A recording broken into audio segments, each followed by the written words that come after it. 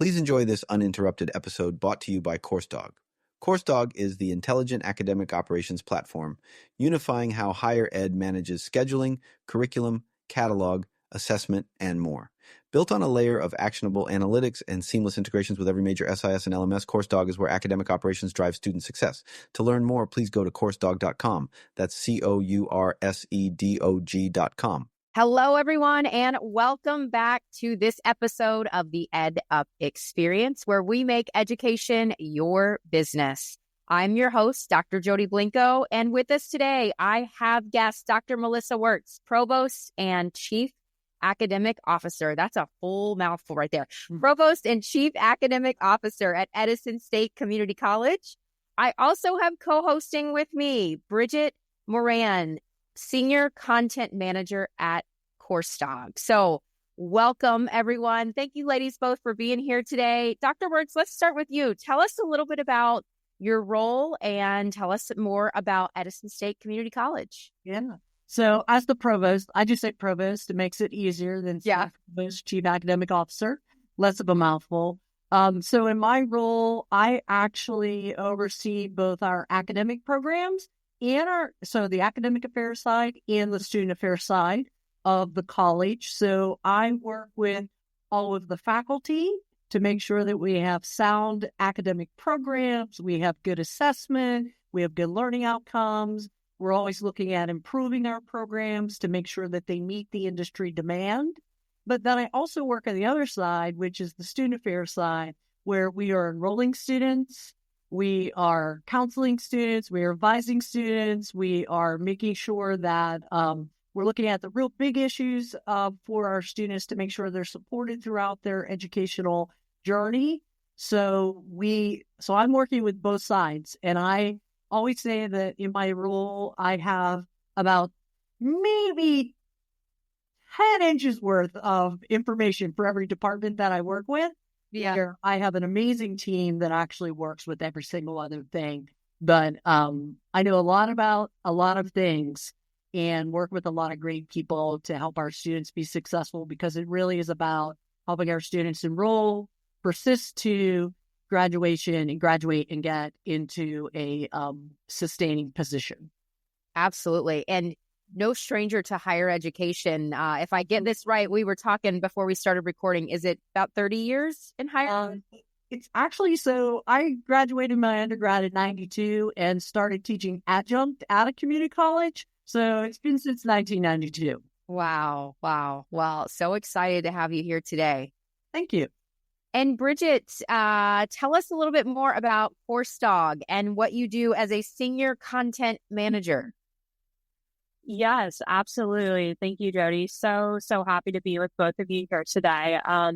Senior content manager, CourseDog. I feel like I could go on here forever, a lot that goes into it, but very briefly, CourseDog is an academic operations platform. So we help institutions manage their scheduling, curriculum, assessment, and various other processes in one platform.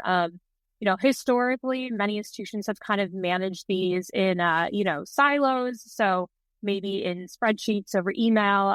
But it's been really, really hard to actually do that in one place, have all of that data in one place. So that's really our mission at CourseDog, is to help administrators, be able to save time and also support better student outcomes there.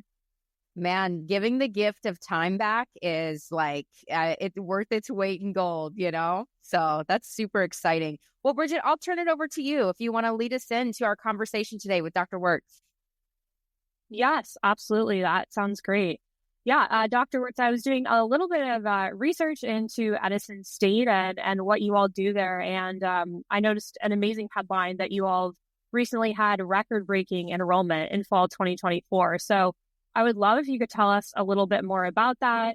What's been driving that growth, and what do you think other institutions can learn from what you're doing over there? So we are very fortunate. We have a very robust College Credit Plus program, which is our dual enrollment program in the state of Ohio. So we do have a very strong relationship with the high schools that are in our service area. I lose track of the number because it keeps changing and evolving as every year. So that relationship where we have enrollment managers that have great great relationships with guidance counselors. So we're doing that, working with our guidance counselors. We have events we bring students to campus for.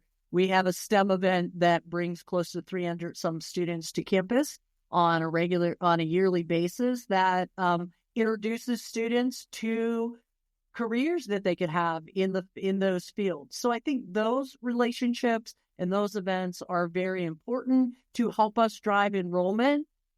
We have a very robust online offerings for our students. So students nowadays in post-pandemic seem to really want to have that convenient, flexible option for their classroom experience. So we do have some robust online offerings as well, where sometimes I think we have more online students than we have campus students, depending on the day.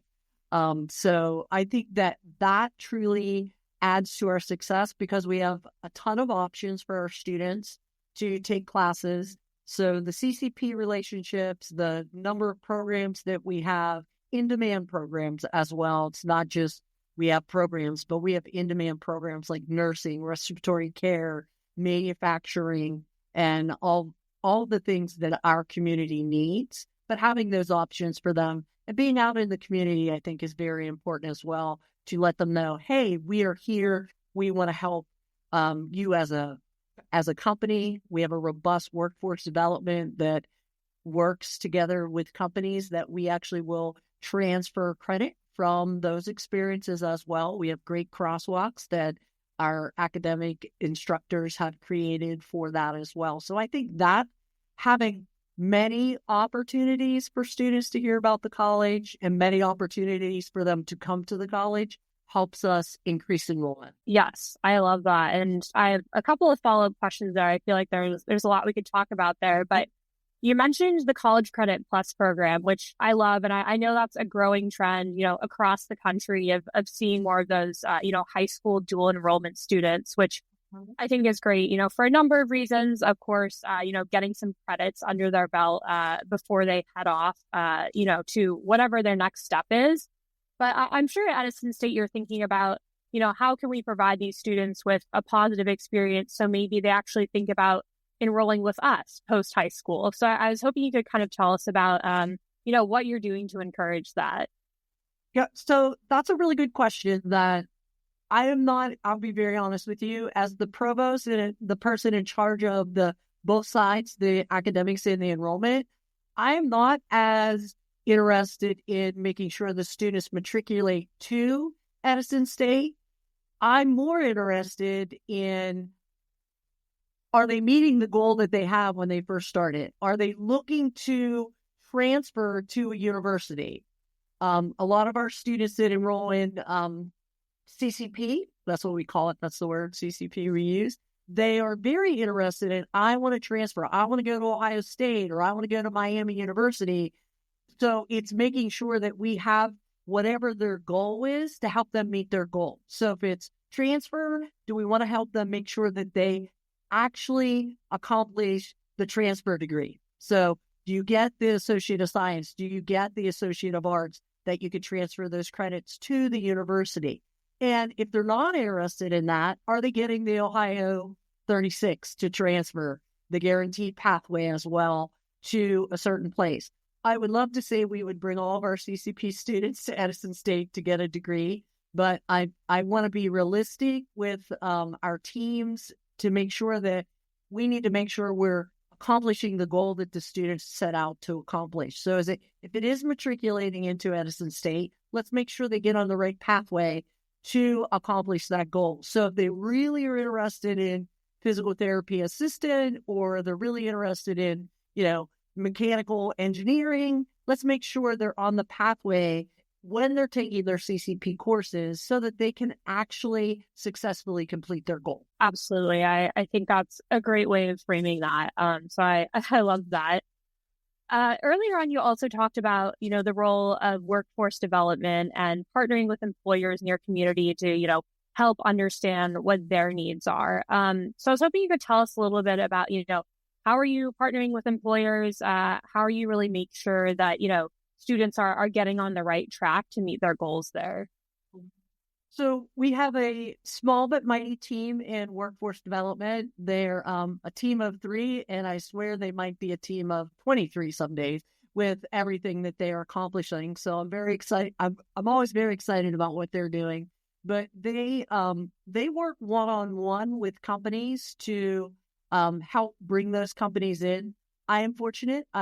My office is very near our mechanical engineering lab and our manufacturing lab. So I see the people coming in the morning after their 3rd shift to do training and with our trainers. So they will work to, build those relationships with employees to bring their employees here for training on on the machinery that they need for the company. Or we have trainers that actually will go out to the companies and work at the company if we don't have the equipment or if they have a specific thing that we can help them with.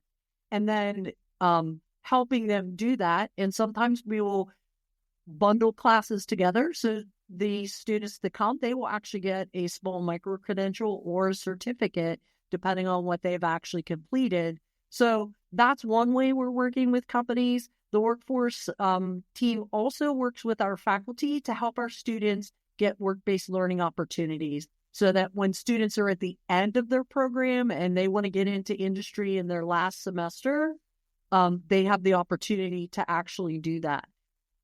So that's one way that we also work with workforce. Another way is we have great relationships with Honda, where we have students that can go work at Honda while they are taking a program here at Edison State and get paid as an employee. So they're paid as an employee, plus they're working, and then they're actually completing their degree as they go along in that cohort. So we have a lot of opportunities to help students get into various different companies.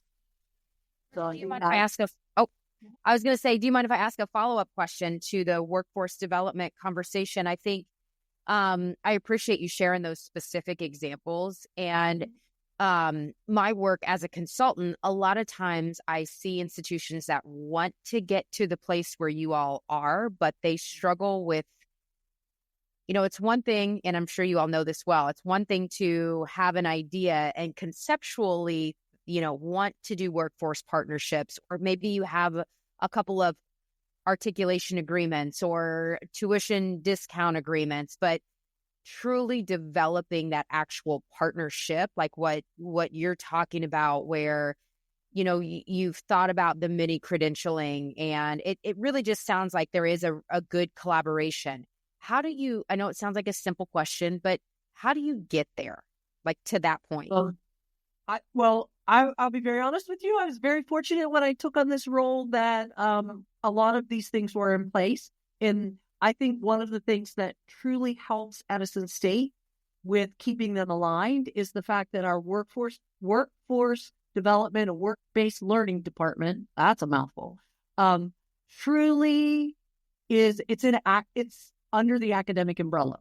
So it reports to right now, they report to me because I have an opening, but it does report to a dean. That is an academic dean. So when they're deciding on things, they're working within the academic structure, and there is a great relationship between the individuals that are doing our workforce and work-based learning training and our academic teams. So our manufacturing teams are constantly working with the trainers because they're in the same labs, that they have built these great relationships. So for me, I was very fortunate it was always already existing, but I think what maintains that is the fact that when we have academic meetings, we will also include our work-based learning and our workforce development team to really have them be a part of it, because we are here to help our communities. And if they're out talking to our community partners, they're hearing what they want. So it's important to have them as part of our advisory board meetings, some faculty meetings, if they're available, to really help build that relationship. And it's not like they're taking things away from academics. We're working together that we're really looking at what they're doing in workforce development to make sure that we can translate that to something that would be credit, that relationship I think is very important to help us have that, crosswalk from workforce to academic credit. Absolutely. Thank you. Mm-hmm. And Jody, I had a similar question in my mind as well before you asked that. Dr. Wertz, I think community colleges, often don't get enough credit for how well they're doing, these workforce partnerships. And I think other types of institutions are starting to, maybe feel a little bit more pressure to, align more closely with their communities. So I'm curious if you could just offer, one piece of advice about how to even, get this started. What would you advise another institution? Well, I think it's important to be nimble and be able to change quickly, but also you have to build that relationship. You have to build the trust between the academic faculty and the workforce faculty.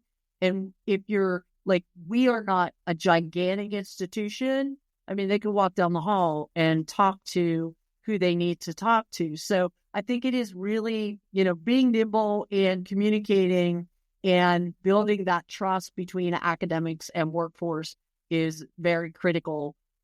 Because of my old place of employment, prior to coming to Edison State, we were just starting this process of really ingraining, let's build some workforce development, but then let's also create processes to take that workforce and convert it to credit so that, there was opportunity there. And it was really about bringing people together, talking about what we wanted to do so that you could build the trust between both sides of the coin, for lack of a better word. Yeah, I think that's great. Thank you for sharing. I would love to talk a little bit now about online program offerings. Now, you mentioned that, many students at Edison State are online students. And, I read in your background that you've helped launch a number of online programs, particularly at your previous institution. So I'd love if you could share, what are some lessons that you've learned from, developing and successfully running these online programs? So here at Edison State, we have more students will self-select into an online program. We do have some that are specifically built for online programming, we have a BSN completion degree that is specifically an online program where they do have opportunities to get together at the beginning of each semester, but we work with our students that they could have that synchronous option to meet with each other as well as come in on campus. Most of our students choose to come in on campus on that first time, but we do have that opportunity. So we have here at Edison, we have created an online, what they call it, distance education task force. I like to call it online because it has changed over the years. But they have a task force that developed rubrics for online learning. So we are implementing those to make sure that we have engaging, standard online courses. That is very common in our bachelor's degree right now for our BSN completion program. We are working on rolling that out to all of our other online courses at the college to help from a standardization side and help our students. It's all about our students. I'm always saying we need to ask the question, how will this impact our students when we do something? Because ultimately, they are who we are serving. So that's part of that. Why do we need standardization? Well, because if I have 5 different faculty members and have to go 5 different places in an online course, I'm confused. So to help the student experience. So looking at the student experience through the lens of this rubric that we have created. So that's helping us build our courses so that they are engaging. Had something very similar at my, in my other lifetime, I like to say, because I spent a lot of time in online programming in my other roles at my former college. And so part of it was the student experience. How can we impact the student experience in a positive manner to help them persist through a program? Trying some different things here at Edison State. When I did online programming in my former roles, I really was looking at, you're going to start your online program and you're going to finish it. You're never stopping throughout the year. You're doing it a whole year time. So it's looking at how can we incorporate the good practices for online learning and online program development into what I'm doing currently with faculty now. But it is really in the infancy stage for Edison State because they weren't there. They weren't at the point where they were developing in a certain way or they were putting together classes. So it's, for me, I would love to say, cool, let's do it, make it happen. But it is a slow process when you want to, impact change and transform what's going on. Absolutely. That makes a lot of sense to me. And you mentioned that you have this task force that you put together right now, and they're making sure that you're able to kind of, assess the online experience, ensure that, students are having good experience and having those good outcomes. So I'm curious, when thinking about putting together that rubric or assessment process, how, if at all, does that differ from some of your on-campus programs? What, factors are you thinking about in a different light? Well, so what's nice is when they develop for the online programming, they also worked on one for WebFlex, which is where faculty have the ability to flex their classes during the week. So one day may be, we're going to do online stuff. One may be in person doing something. So there's that model. And then there's also a classroom one that was part of it. So they developed 3, one for online specifically, one for a WebFlex, and one for a classroom delivery. And for me, when I look at them, I always think, okay, for a class, there's certain ways that you want to organize your class. You want to make sure that, your syllabus is good. You want to make sure your students get your syllabus. They can find the syllabus. They know what the assessments are, where the assessments are. In online, they would need to be in certain places. In your WebFlex, if you're using the online platform, which most of our faculty are using, I bet there's probably 1% that don't, you want to make sure the same thing. So there are very similar things in the actual rubrics. There are very similar things when it comes to presenting content. Good classes have an intro, a body, and conclusion.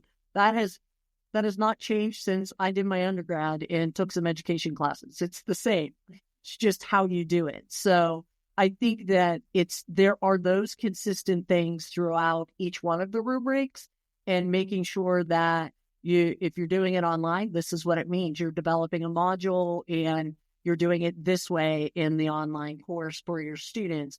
If you're doing it in WebFlex, similar. What are you doing on campus? It's like creating a lesson plan for your actual classes. So it aligns very closely with that type of approach. Yes, I love that emphasis on consistency. I think that's great. I was reading that when you did your dissertation, you really focused on persistence and program completion for online students. So I'm curious, are you using any of those findings, when you're thinking about developing these rubrics or these online programs? Would love to learn a little bit more about that there. Yeah, I would say absolutely.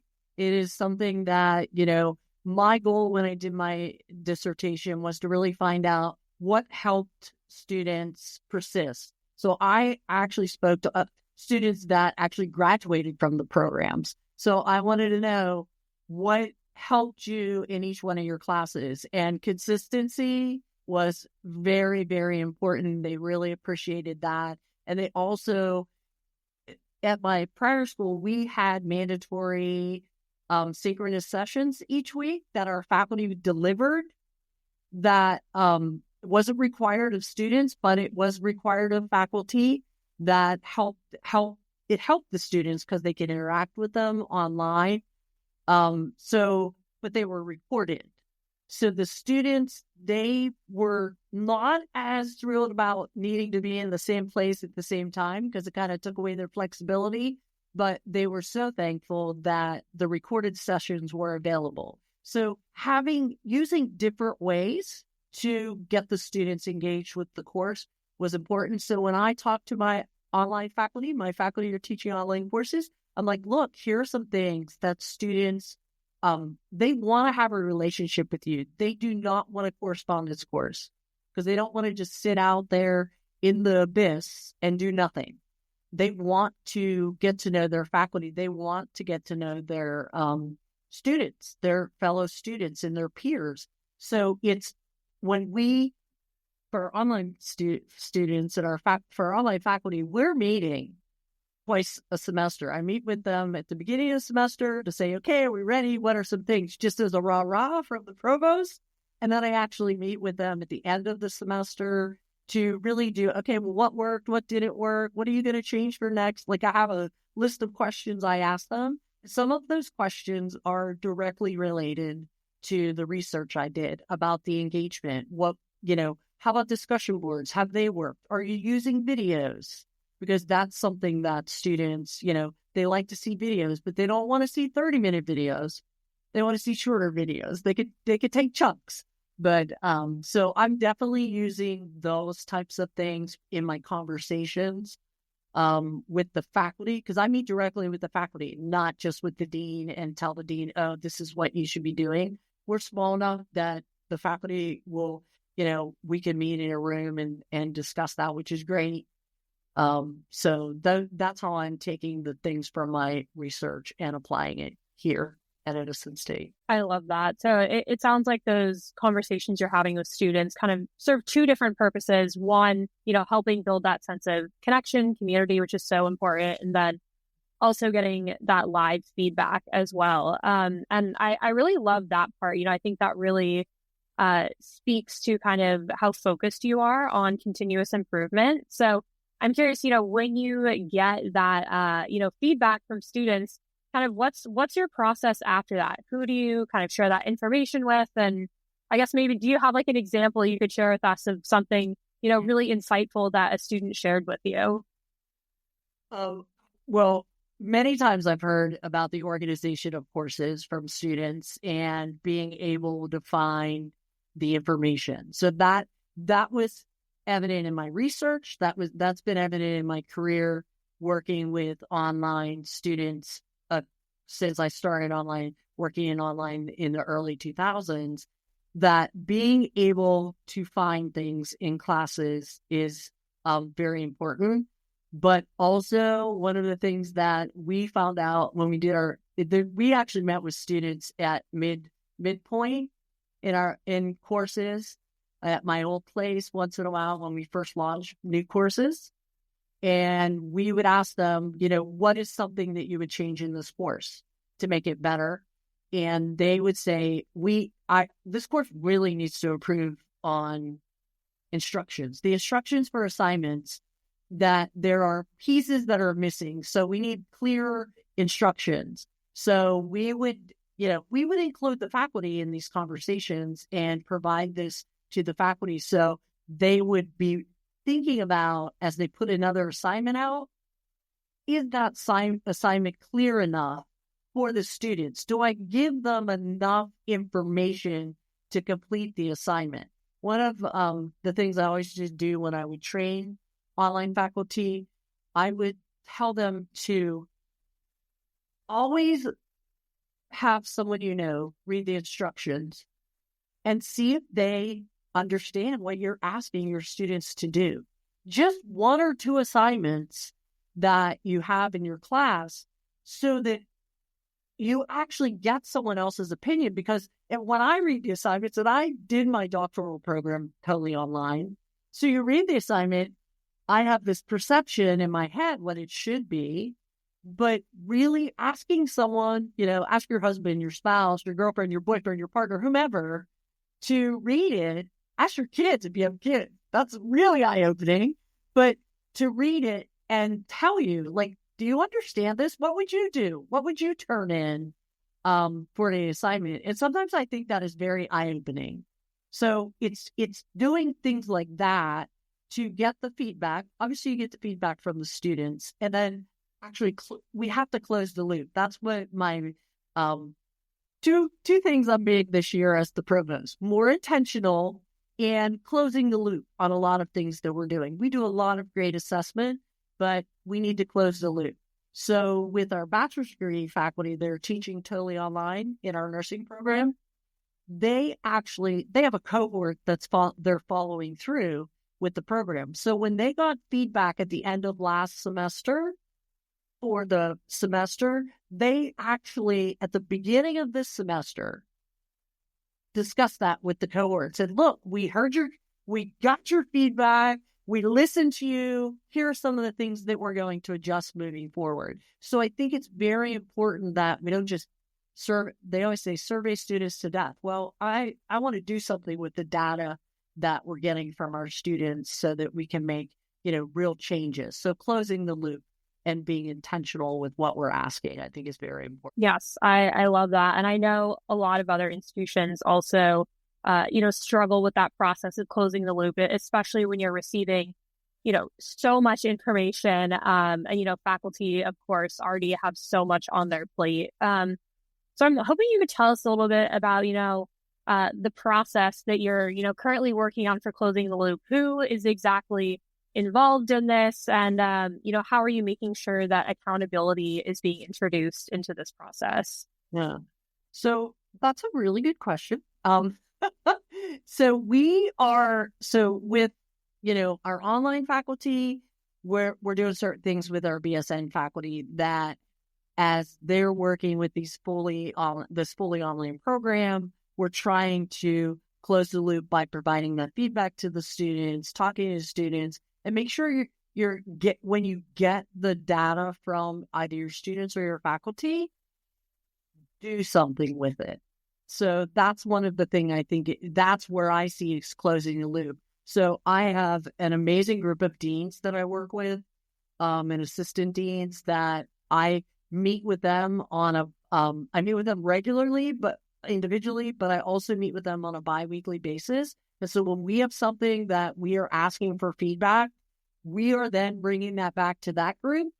But I also have a group that is my academic affairs and student affairs coordinating council. That is all of the next level of leaders that are part of the organization, that if we need to take something to them to start talking about, okay, what's our action plan? It's all about building the action plan to address what comes through in the feedback.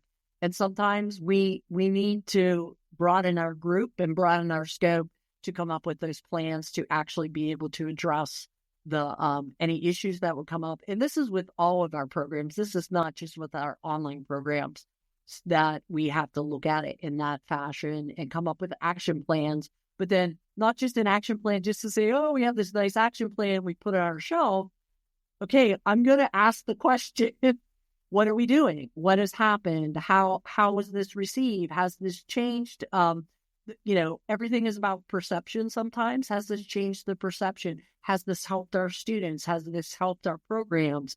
Does this impact our accreditors? Does this impact our programmatic accreditors? So it's looking at the full scope of what that is and making sure we have a good plan moving forward and we're executing that plan and then evaluating it again and doing it again. Yes, it is truly a never-ending process. So I admire all involved in those efforts. So it sounds like, of course, you've learned a lot of great strategies over, your years in higher ed. I'd be curious, though, the flip side of the coin. If you were advising institutions on their online programming, what shouldn't you do? What strategies aren't working for students? Oh, wow. Disorganization, not really trying to connect with your students where they're at. Communication, I think, is key. I think we struggle just with everything we do communication-wise. We sit in a meeting, you decide something, you forget to communicate it out. Same thing with the class, and communicating out to students about opportunities is very important. Wow. That's really, when I think about that, there are so many things that we can do to make our course, everything that's the opposite of what we've talked about is really the things that will do your online program. You can't just build it and think that the students can sit out and be at their house. Most of the time, I know when I did work for my online courses, it was either at 6 a.m. or like 10 o'clock at night. And I didn't expect my faculty members to answer my emails until the next day. So it's really, you want to try to make sure that you're training your students. Not training your students to be good online students is, I think, detrimental to any online program. And that doesn't have to be a lot of training. It's just letting them know this is the expectation and being upfront with students when they get into something that's online. I think when I go back and I think when I first started developing fully online programs, my directive from my supervisor was really, when you develop these online programs, don't lose the student focus that we have in our campus courses, and, always think about the integrity of the program. So it's, how do we think about the integrity of the program? Well, we make sure we have the same learning outcomes. We have the same competencies for the programs moving forward. So it's really making that translation and working with people to make that translation. And believe me, you have hiccups when you develop it, but I do believe that there are so many good models out there. Quality Matters is amazing. I worked at my former school was a Quality Matters school. Edison used to be a Quality Matters school. Things changed. They went away from that, and they designed their own rubrics. But it's really having a standard and making sure you're upholding that standard to be, successful. But also, I think it's very important to learn from your mistakes, because nothing will be perfect. You will have the rogue person over here doing this because it's the way they want to do it. But you have to realize, okay, let's get back to our standard, and, working from that. So one of the things that in my experience, I have found really differentiates community colleges is the focus on student support and making sure, you talk about students being successful in the classroom, but I really do feel like there is a stark difference in not only saying that you're about student support, but you actually live it, breathe it, and really go above and beyond to make sure students have all of the resources and tools to be successful. Can you share a little bit about that? I know it's, something that you're passionate about, just what community colleges offer the student, but also the community. Maybe share a little bit about that with us. I think from a student support perspective, there's always ways to get better at student support. You want to try different things.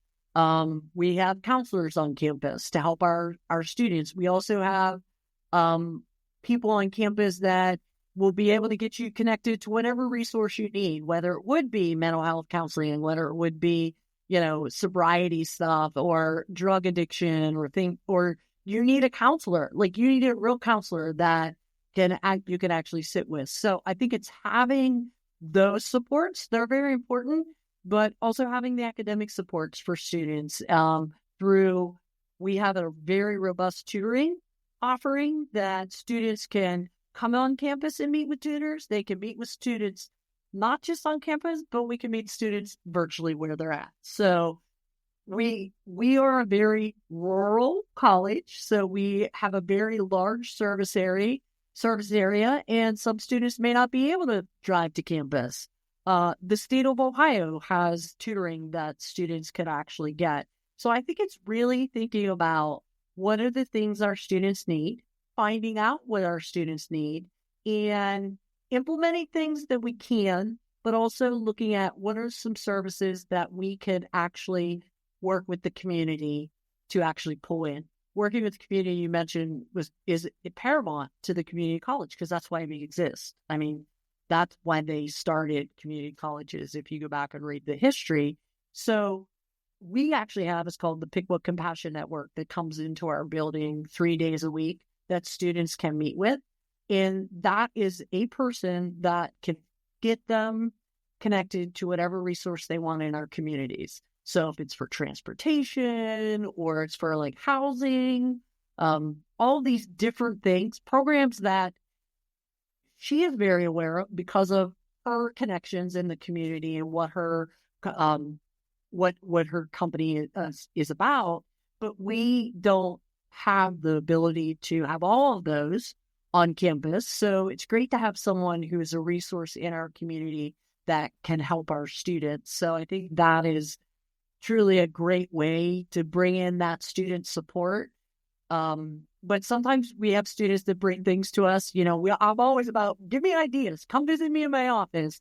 Let's have coffee. I sometimes will sit out in the front of the building where the main entrance is when students are coming in and, talk to students. I think it's important. Let's talk to our students wherever they're at. So just having conversations, it's amazing. You can hear. So you're taking that online class, or, oh, I hear you have this English class, or, talk to me about what's going on in your life and listening to those things. So myself as the provost, I love to do that. I love to walk around the building and talk to students. And then I could take those little nuggets I hear and actually talk to my deans and say, okay, look, this is what I heard. Here's the story on the street. How can we work with our student affairs team to help support this better? Or how can we look at what we're doing in academics to help support our students better? Because we want to serve our community. We want to be involved in our community in different events, but ultimately we want to make sure our students are the ones that are being successful, because we want them to stay.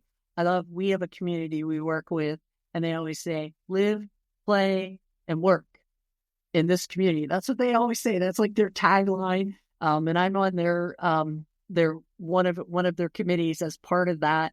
And every time I hear that, I'm like, that's what we want. We want our students to really, embrace what's going on and do what they want to do and stay in this community. A lot of our students are here still. So that's always a great thing to hear. I appreciate you sharing too the piece about that's part of where community colleges came from, was to support the community, support, develop, and grow the community. So it's not just a name and the title or a differentiation of an institution. There's a place where that came from. And I think that's really powerful when you think about what that really means. Mm-hmm. Yeah, absolutely. And I think it's important, like we are made up of so many little communities. So I actually came from Pennsylvania to Ohio, to very flat Ohio, by the way. And we are servicing such a wide number of different communities and different types of high schools, small high schools, large high schools. So we really do offer some great opportunities for our students. So, which is great. Yeah, Bridget, I'll get back over to you to wrap us up. Yeah. Yeah, no, that sounds great. Thank you, Jody. Yeah, Dr. Wertz, I think throughout our conversation, really what you've been getting at is, meeting students where they're at, both academically and on the student services side as well. So I'd love if you could talk to us about, what are some of the student populations that you're serving, and how is Edison State perhaps a good fit for them in ways that other institutions aren't? What do you think you're doing really well?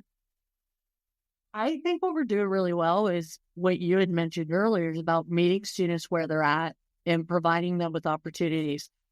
I won't give you the names, but there are two people that work here at Edison State that are great success stories that grew up in CCP, into a community, got their community college degree, then went on and got their undergraduate degree, went on and got MBAs, and are extremely successful. Like, we offer that opportunity for our students. We just had an amazing speaker that, she came here for CCP, was frightened to death of taking math courses, took her one math course a couple of times, then actually truly graduated, went on. She is now a lawyer. So there are amazing success stories that CCP can give students a foundation to move on to a program here, or even you start a program here. You don't have to do CCP. We have students that start their programs. We have a an accounting program that students get into that we have great. The students are so excited about it. And then they go out and do great things in our community, like they provide tax services in our community at different places. But there are so many great opportunities, I think, from the community college sector to really help students be successful and really realize, I'll say this, here's our tagline in our mission, is to realize their dreams. And that's really one of the reasons that I chose to come to Edison State, because they have an amazing mission. I've always been someone who wanted to be in higher education and help people. If you had asked me when I was in my undergrad, I thought I would be a math teacher and teach in a high school. But I got the higher education bug after I graduated, and I've never looked back, which is for me, helping people do something to change the status of where they're at from when they first meet me and to when they're done with their program is great. Whether it's one class, 2 classes, 3 classes, a whole certificate, a short-term certificate, a micro-credential, or a degree, I think that's really what higher education is about. And sometimes we lose track of that and don't realize that it's about the student. It's not about me. It's not about what Edison State does. It's not about what Dr. Wertz does. It's about what our students do and how successful they are. So I love hearing those success stories. I feel like that's what drives so many folks in higher ed. So it's just so reaffirming to hear that. So yeah, that's great. And Jody, I know that you have some final wrap-up questions, so I'll toss it over to you to make sure that we have time for those. All right. Well, really just one final wrap-up question, but I do want to comment on what you just shared about, I love the tagline of helping students realize their dreams, and I appreciate what you said, that sometimes we lose sight of that's really what we're here to do. We're here to, the marketing and the email nurturing campaigns and all that stuff is just a means to an end, right? If you really think about all the logistical things that help the operation reach students, it's because we're trying to reach them to help them. And I do genuinely believe that if we were to keep that in the forefront of our minds, things like marketing and enrollment and retention wouldn't seem like this really challenging science that we have to figure out. At the end of the day, these are human beings that have a goal, and they happen to be coming to you and your institution to help them realize their dreams. So I love what you said there. And it's actually a perfect ending to my final question for you. And I don't know that this will be your answer, but my last question is, do you have any just general words of wisdom that you would share with folks who are listening to this episode? Absolutely. I really think this relates back to what the real purpose of education is and helping students. And if you always, for me, on the days that I'm like, oh, I have to deal with this legislation, I have to figure out how it impacts the things that we're doing, or I have to deal with this disciplinary thing, or I have to deal with any of the challenges that we deal with in higher education, I always have to think, and I'm always like, okay, I'm a half full kind of girl. I like a glass half full, not half empty. That my attitude is always like, well, I'm doing this for the students, and there's always a positive thing to what we're doing, and always keeping the students in mind is really important with everything that we do. From changing something in our classroom to changing a program to changing a policy. Like, how does this impact our students? I really believe that having them at the forefront of our focus can help us, move forward amid all of the muck that we deal with on a regular basis. Yeah. It's the core and the reason and the guiding light, if you will, of why we're here and what we do. Exactly. I agree. Thank you, Dr. Wertz. Well, thank you to our guest, Dr. Melissa Wertz, Provost of Edison State Community College, and to my lovely co-host, Bridget Moran, Senior Content Manager at CourseDog. Ladies, what a wonderful conversation. Really, thank you for your time today. Thank you. And thank you all for listening to this episode of the EdUp Experience, where we make education your business. I'm your host, Dr. Jody Blinko, and you've just been EdUp. Thank you for listening to this uninterrupted episode brought to you by CourseDog. CourseDog is the intelligent academic operations platform unifying how higher ed manages scheduling, curriculum, catalog, assessment, and more. Built on a layer of actionable analytics and seamless integrations with every major SIS and LMS. CourseDog is where academic operations drive student success. To learn more, please go to coursedog.com. That's COURSEDOG.com.